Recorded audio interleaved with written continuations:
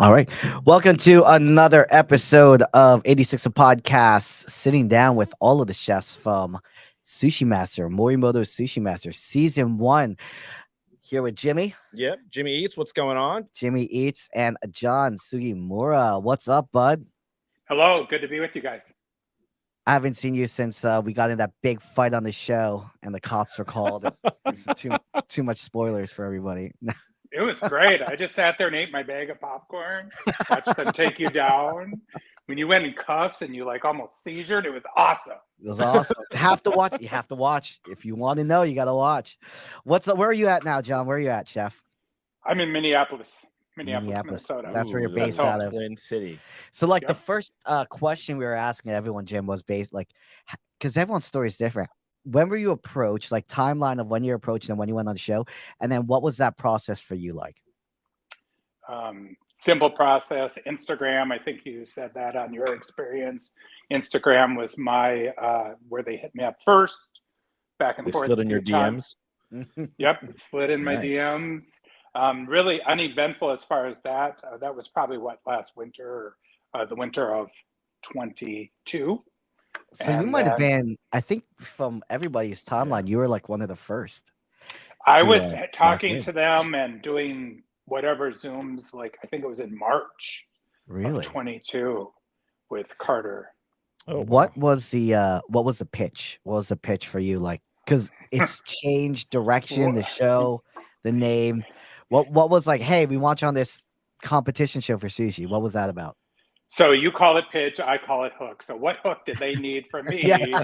to say yes versus what Yeah. hook did they have to say to you?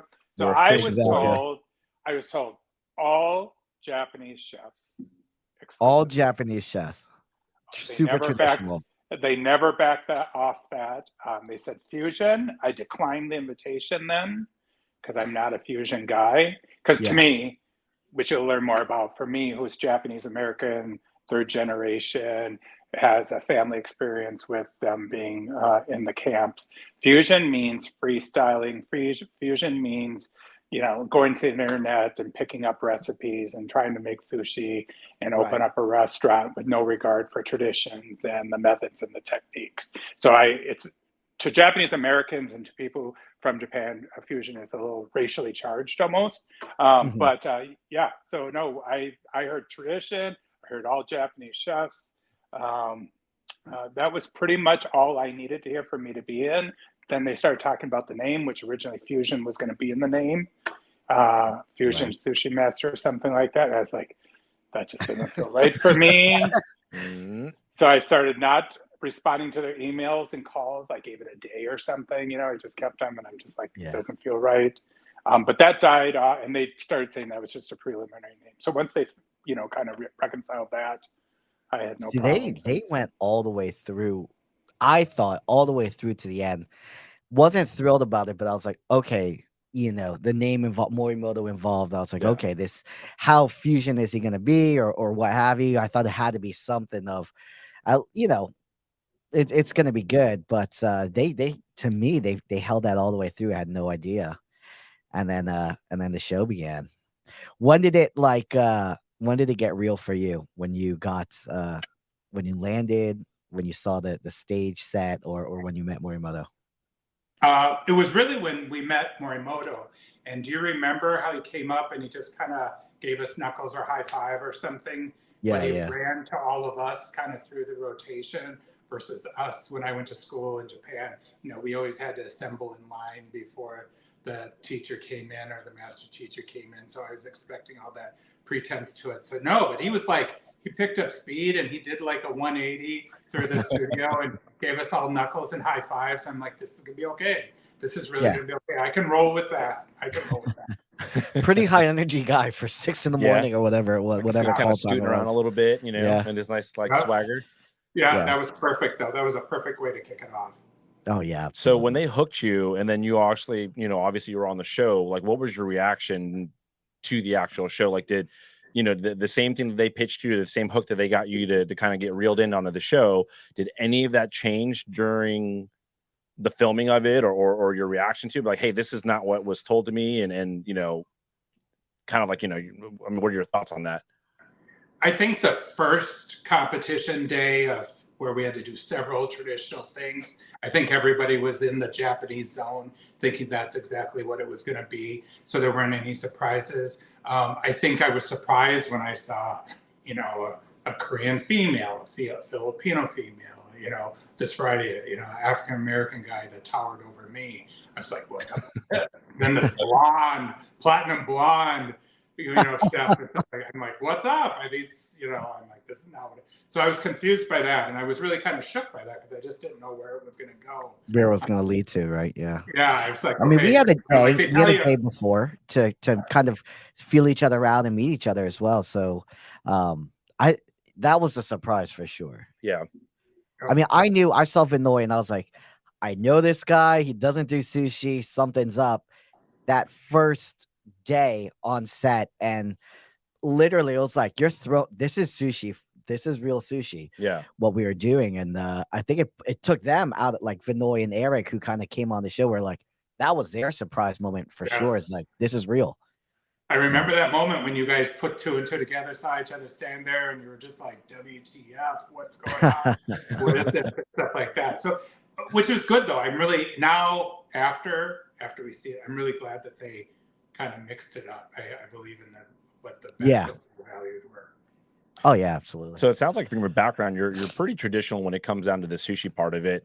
Has that always been the case throughout your career, or did you ever get to experiment with anything? Like, were you always within that realm of the food industry, or did you do other, I guess, types of dishes as well? So again, Japanese American, you know, my grandmother was a chef. She raised the family as a single parent, you know, and my grandparents immigrated in, you know, early 1900s to the States. So I only have a traditional reference point. Mm-hmm. And when you're mixed race, as I am, you kind of either go one way or the other. And I clearly identify as Japanese over my other side. Saying that, you know, I've always done traditional because I was trying to figure out how to do it correctly. And once you kind of dive deep into what are the methods and techniques to really pull this off well, you really don't step away from traditions and all the things that you learn that really work well, you know, and it's simple. And if you have a restaurant, it's cheaper and it manages your costs and you deliver better product and you do things other people can't do. So there's no reason not to do it. So I always stayed really true to that. I've only been doing Japanese food to this capacity for like the last 12 years. Okay. I just went to Japan for school so I could travel, was really the down and dirty of it, with no intentions of doing sushi full time. I did sushi for parties and everybody else in town and private chef, and that's all I was going to do. And then for whatever reason, the first restaurant launched and stuff like that. And you say 12 years, but you've had a lifetime of, I think, exposure to it, right? It's not just a job or a craft. This is your heritage and culture, and also this is just what you ate, you know, on the regular basis, I'm sure, in some way, you know. Well, you'd think so, right, Mike? You'd think like this is so on that Japanese side of the family. But you are in Minnesota, so I mean get a little bit of caribou. Hashtag shitty Japanese food in my life. You know what I mean? Serious. Like, so I did. So my Japanese side of the family had a New Year open house where it was all out hardcore Japanese every year. The rest of the year was like dabbling and little attempts and interpretations. And even as a 16-year-old kid, when I traveled to Japan for the first time, I knew better than most of my elders in what they were doing. And I knew you didn't put lemon in the rice cooker, and I knew you didn't, you know. And so I had a very mediocre experience with food. And I always knew that I wanted to have better. And I knew that I wasn't going to be able to find that out.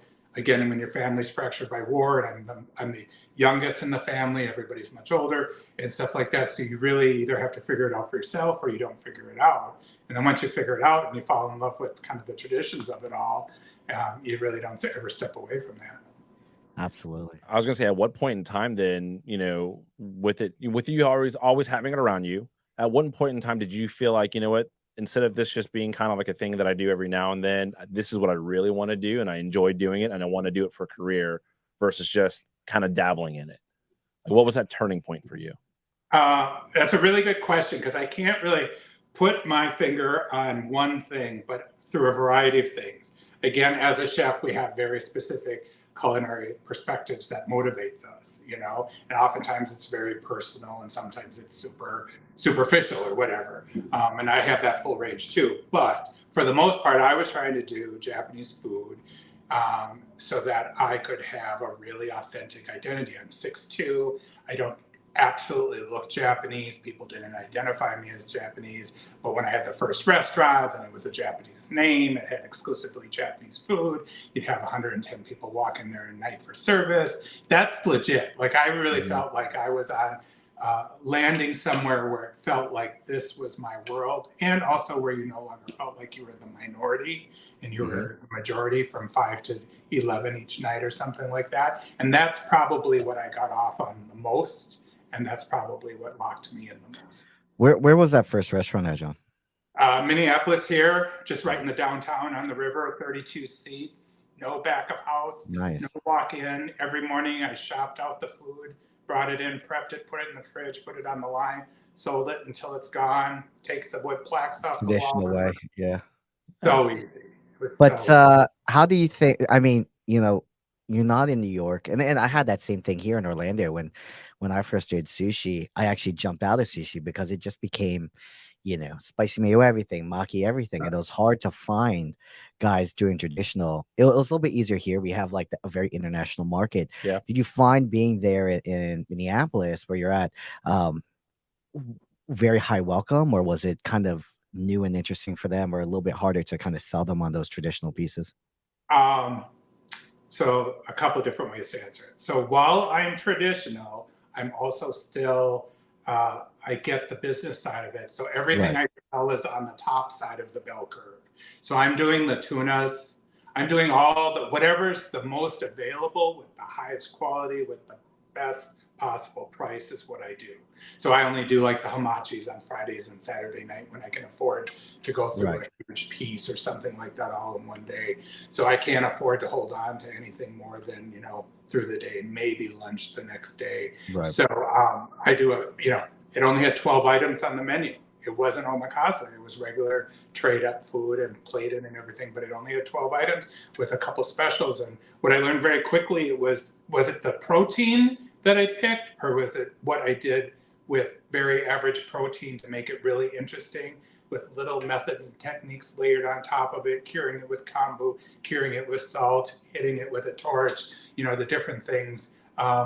It's what you do with an average piece of fish, I think, is what makes it most interesting. And that's probably what was new to the folks that I was serving. And I was really cheap. I was selling everything I did 30% below market. And that was because it weren't accessible. People couldn't afford to eat there. I didn't think I would make it. And I had no idea. When I opened, I was going for an $18 guest check average. And through my time and everything, I was really more like 33 to 41. Nice. And 80% of the people drank booze, which really if you're gonna open a restaurant now today, it's a big component. It's a huge component. So it's funny that you say about the whole booze part of it. I'm actually curious because I was actually kind of reading about it a couple of weeks ago. So is it true, like traditionalists normally, you know, Americans typically think of whenever there's sushi, there's sake. But from what I understand, as I started reading into it, sake is actually gone from the dinner table once the food comes out. Is that right? I think there's some experience like that, and there's some history and traditions. Now, if we were all on the streets of Kyoto right now, we'd all have sake in our table through the whole entire thing. So I've never had any. The only time I've seen them kind of curate the booze that strictly is when you go to a hotel or something where you're paying like $400 per person, you know? Yeah. It's very staged. It doesn't even have to be kaiseki. They're just hyper focused on every element. It's not that they paired it, but they'll pull in every tradition for another bell and whistle. But in real life, I've never seen it. And now, I mean, I think we talked the most. I was most interested in your story when I got there, because you're doing something that's so non-traditional in the sense of like being a chef, working the line, doing the restaurant thing. You're almost half educational, half, you're going into schools. Can you tell us what your project currently, or the thing that you're really excited about doing now? So the whole school thing came out of left field. It wasn't what I was trying to do, but my customers who enjoyed the restaurant happened to own the largest privately held food management company in the country, and is based out of Minnesota. So they would talk to me, and I didn't even know it. They were pitching me a job after the first restaurant was open a year and a half. And I'm like, I got food to run. I have cocktails to make. I got things to roll. I got to go. And so I never even heard that they were talking about a job. Then another year and a half passed. And I'm like, oh, you're talking about a job. So what they do is they feed kids across America. And this was obviously before the pandemic. But imagine being able to feed kids with high quality food, scratch cooking. That's like a dream for school. That's a dream for your kids when they go to school. Can they get something other than burgers and pizza? Now they had an option, and they used to just kind of pimp me out here, there, and everywhere else. But I've been doing it for 5 years almost. And really, so I have micro markets, as I call it, in about 21 states, about 145 units. So you can go to the FBI building in West Virginia. Food program is the #1 recruiting tool for agents. They can get salad bar, they can get burgers, they can get Japanese street food or yokocho alley food. They can get, the pizza or grill or whatever. And it's just exploded, the appreciation. But it exploded, I think, because of the pandemic. And if you go into the kind of feeding kids across America during the pandemic, what really came from that was food sovereignty, which means, the properly trained person who owns the story, preparing food in a way that it was meant to be prepared, using authentic ingredients, using the methods and techniques. And the best part about it, instead of like doing dinner in Orlando on a busy night, you serve this many on any given night. I was just in Chicago, and we fed 2,350 kids Japanese fried chicken or karage don with sunomono for lunch. And that's amazing. Like, these kids now today, like, it might have been foreign to them, to the our generation growing up, but they know what sushi is. People are just way more educated. Kids are way more educated, understanding culture and food, and that being the heartbeat of a culture. But that's the thing that kind of binds us, and getting them introduced at an early age, I think that's hugely important. No, I agree 100%. Like my son, he's only 2 years old, and he knows what sushi is. You know what I mean? Like when I was 2, I didn't know what sushi was. Sushi tells like teenager or something. Parents are like trying to give it to me, and I was like, no, I'm not going to eat that. I mean, granted, he currently starts as a 2-year-old with the basic California roll, but he knows what that is, though. But he loves caviar now. Yeah. You put it in a sippy cup. Yeah, put it into a sippy cup and he eats it like he thinks it's candy. Yeah. It's really been amazing. I've had more fun serving kids across the country. So like another really good, my newest kind of toy. So I have 2 of the robots to put the rice on the nori that comes off. Nice. Yeah. I've seen this. 1 on each side. I convert salad bars to hand roll stations. They have planogram to make different things. They have to comply. They can't take 6 items. They can only take the 3 for a, kamaboko, uramaki, or whatever the case may be. They have to stick to the program. And then they go back and they get 2, which meets the USDA nutritional profile program. And that's the other big Japanese food for the nutrition program for USDA. No matter what we're doing, you guys, ours is better. It has less sodium. It doesn't have the cheese. It doesn't have the fat. It doesn't have the dairy. So we don't have to modify anything. If I was an Italian chef doing Italian, if I was a French chef doing French, they have to all edit their recipes down and get the calories and get that sodium and get that sugar out. And that's not the case with the Japanese food. So no matter what recipe I put in front of them, it works. It works perfectly fine. It works great. So it's been really fun. I mean, we're talking tens of thousands of kids each month. And it really is a whole different vibe, knowing that kids like yours, Mike, where they're mixed race or they're Filipino or they have some different orientation, when they can go to lunch and see food, they don't even know it's Japanese maybe, but they know it's not a hot dog and a Western focused meal. They know that food reflects them, and that's meaningful because it might only be the food that day where they feel inclusive. The rest of the day, going to the other classes or when they do other things navigating the world, they don't feel included, and they might feel marginalized or some version. That is 100%. I mean, Yeah, I agree. growing up, you getting your school box and having rice and something you have to eat with a spoon and fork. Usually Mike came in a little Cool Whip Tupperware. That's how the Yeah. Filipinos do it. That is true. that or a tub of butter margarine. Yeah. Betty Crocker. Betty Crocker. Yeah. Mhm. But that's that second generation, first generation mentality is, so to see it more normalized, I think it is just super important. Now, kind of touring schools for the kids. Yeah, one of the schools now, it's like all their lunches are really super healthy, all vegan based, which is insane to me. I Yeah. mean, to have that option now, and as a parent, I'm looking towards that to say, hey, this is where I want to. They take that much care into the food program, what's taking here and here, Yeah. No, I agree 100%. So, John, it sounds like at least you have a passion for wanting to give the proper tools to the next generation for them to be able to grow with great food. But what keeps you driven in the food industry and for you to keep doing what you're doing? I'm really proud of the food I serve, even if it isn't the sexiest, because a lot of times I'm not going for the sexiest food. I'm not going for the food that costs the most. I'm not going for the food that's going to, have all the bells and whistles and smoke and freeze and all that kind of stuff. To the contrary, I pretty much stay away from that. So, but when I can serve food and put them in front of it and see just the appreciation to be able to serve food at a school that's low allergen, Karagidan is gluten-free, all these kids that just stay out of the lines at school because they know they're gluten-free and they say, oh, I bring my lunch, but really they're gluten-free.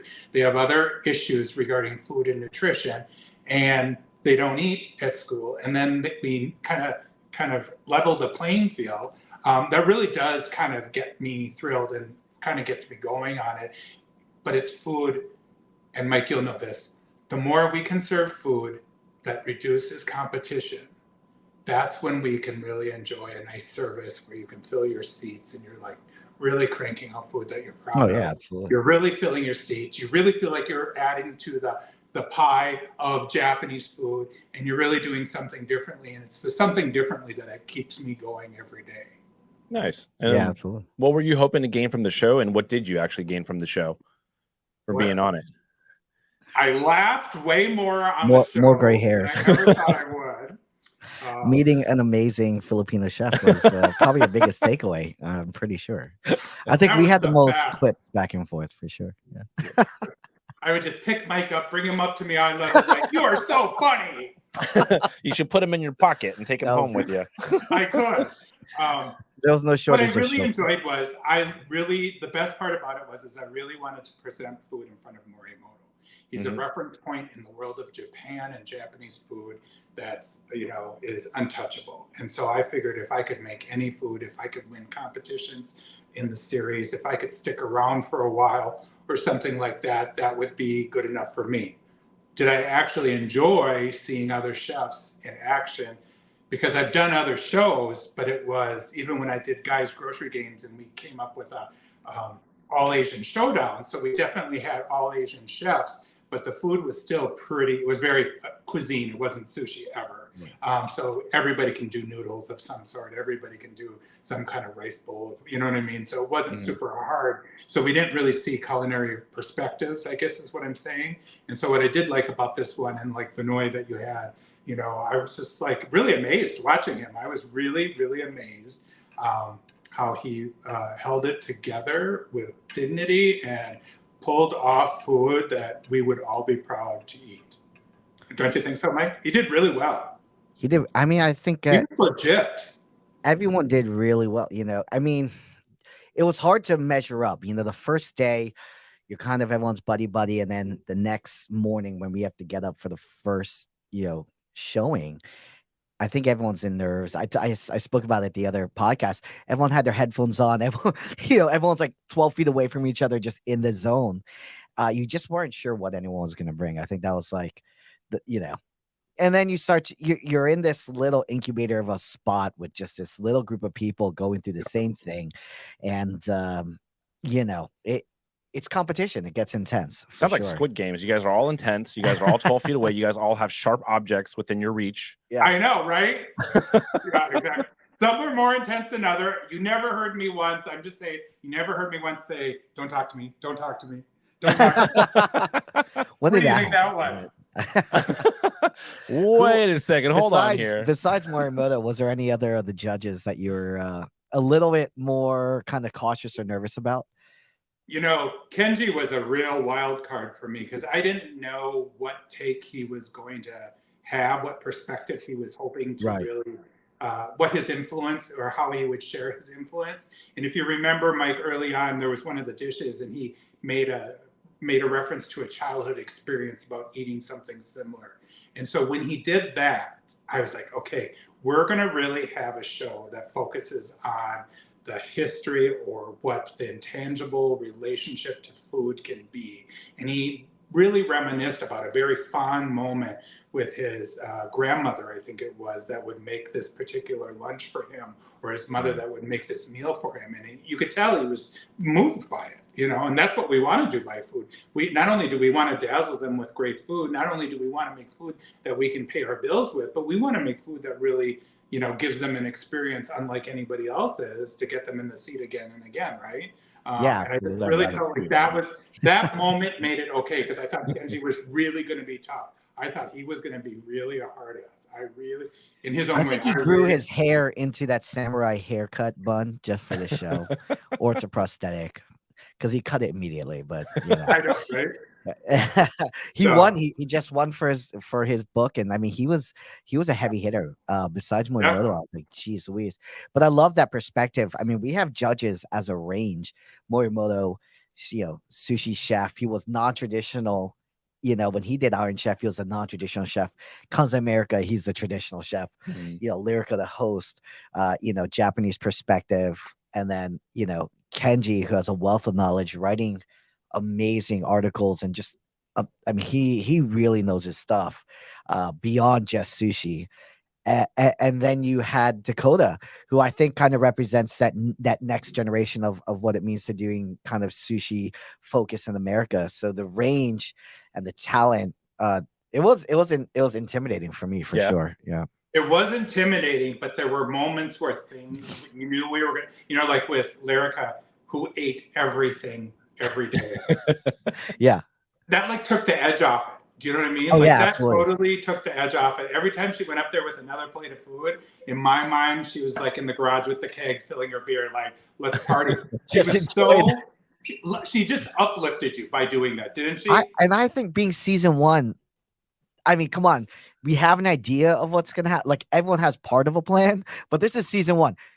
You know, things are gonna break. Things are not gonna work out the way that anyone think, even the producer. So, I think we kind of caught a break on being season one and breaking a few rules and doing things that probably wouldn't be for the norm. It'd be interesting to see what they do with this, and hopefully season two comes out and we get to see how they evolve and take it for sure.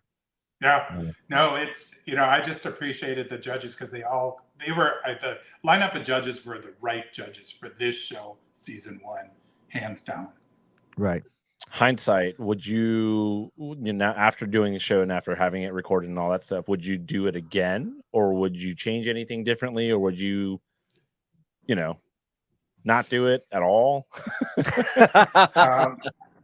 I mean, that's such a tough question because you try to figure out, you know, I mean, you just have to do it. There has to be a balance. You can't do them too often because otherwise you just can't hold yourself to be honest with it. And you just get in this manufacturing of show thing. So if they're balanced on how often you do it, I would do it again.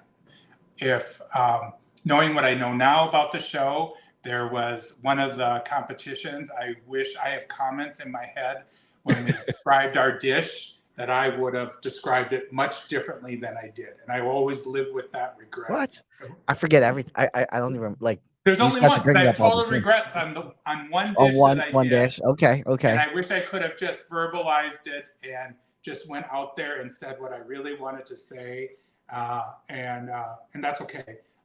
So you live and learn. But I would probably do it again. I don't like doing them very often. because it just turns into something you don't want it to be. No, but I think you did well because you could articulate and tell a story. And as chefs, that's our main goal, right? In our food, we're telling a story. There's a few chefs out there that did better than the others in that sense. And I think, but not that you're selling it to the judges, but I think it was important that you could articulate, what are you trying to do? What was the thought process for them to understand whether that changes anything or not? I think that's hugely important to the overall kind of theme for the show.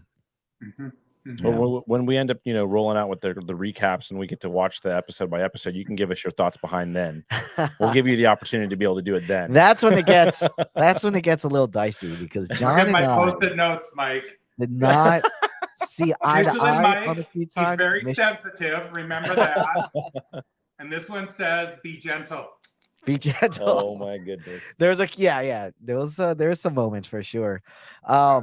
Geez, that was so. I love that it got as full of life as it did.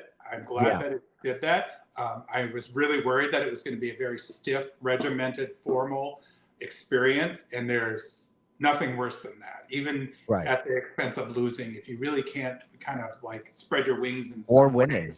We'll find out. I'm glad that it had all the components that it did, and maybe I will do another show. Who knows?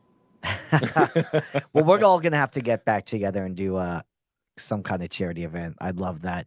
You guys, Eric, Vinoy, you guys are gonna meet up at Eric's restaurant in New York and do a preview. Of the. I am, and then I'm zipping into Manhattan, and Frances is doing a late seating at her restaurant. Oh, really? Nice. Yeah.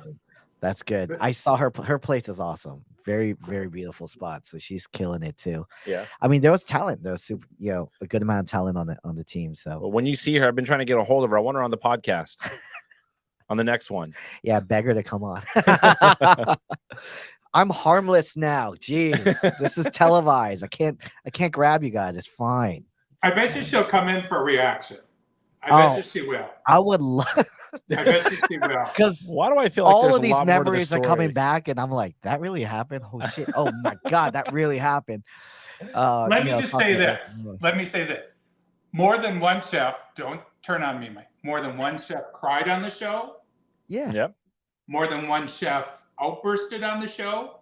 Okay. There was a lot of things going on which you wouldn't have expected, and that's what made it so interesting. And I think for Frances, I'm only assuming, like she wouldn't be able to sit here and throttle or filter. You know what I mean? She would just put it all out there in the shows I haven't even been She on. would, yeah. I think she was advised not to. You called it. She would let it all out, right? But I think that was, I mean, they put the loudest person right next to like me. I was just quiet and focused, and but I think that it was a good dynamic, man. It got me out of my. I know it's like Frances on the right, and then it was Mike where you could see his hands above the counter, just cutting inspiration away, and that's about it. Just at the top of his head a little bit. I knew this was gonna be a bad idea to bring John on. We just saw fabric that was wrapped around his head.